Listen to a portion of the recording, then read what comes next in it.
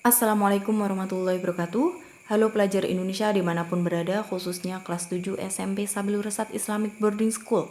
Jumpa lagi dengan saya Vita Khotijah dalam mata pelajaran PPKN kelas 7. Hari ini kita akan membahas mengenai arti penting UUD NRI tahun 1945 bagi bangsa dan negara. Tujuan pembelajarannya yang pertama, kalian mampu menjelaskan kedudukan UUD NRI tahun 1945.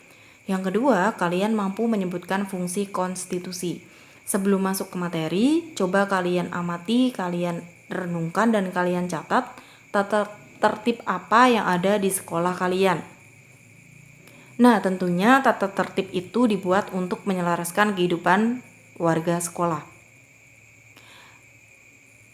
Sama halnya dengan sebuah negara, negara juga mempunyai peraturan untuk menciptakan kehidupan yang harmonis, kehidupan yang selaras, tertib, dan teratur di antara bangsa.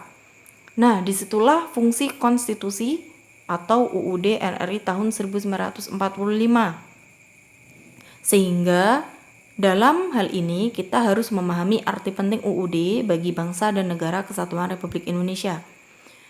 Undang-Undang Dasar itu mempunyai kedudukan fundamental bagi peraturan perundang-undangan di bawah Undang-Undang Dasar seperti TAP MPR, undang-undang, peraturan pemerintah, sampai peraturan daerah.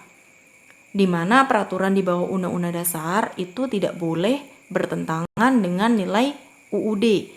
Karena pada dasarnya Undang-Undang Dasar Negara Republik Indonesia tahun 1945 itu merupakan penjabaran dari Pancasila.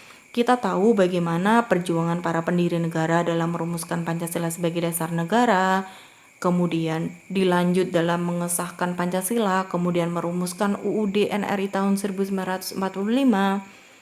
Kemudian minggu kemarin kita sudah menelaah, kita sudah menganalisis bagaimana nilai karakter yang dapat kita jiwai dari para pendiri tersebut.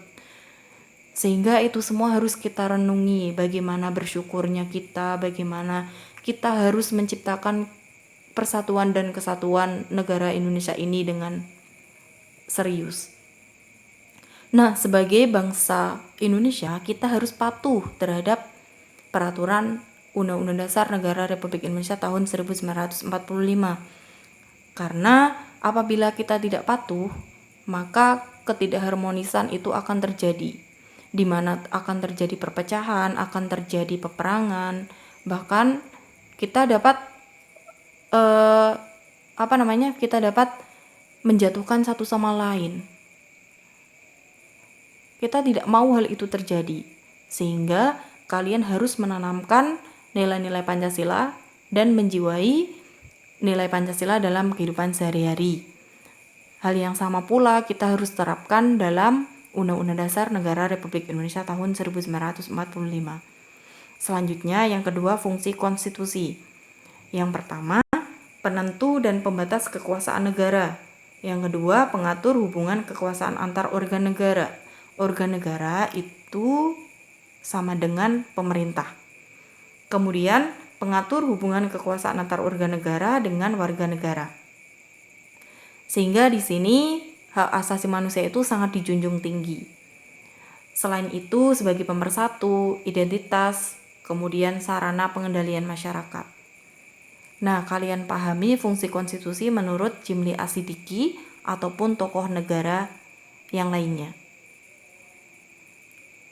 Itu saja yang dapat Ibu sampaikan, semoga bermanfaat.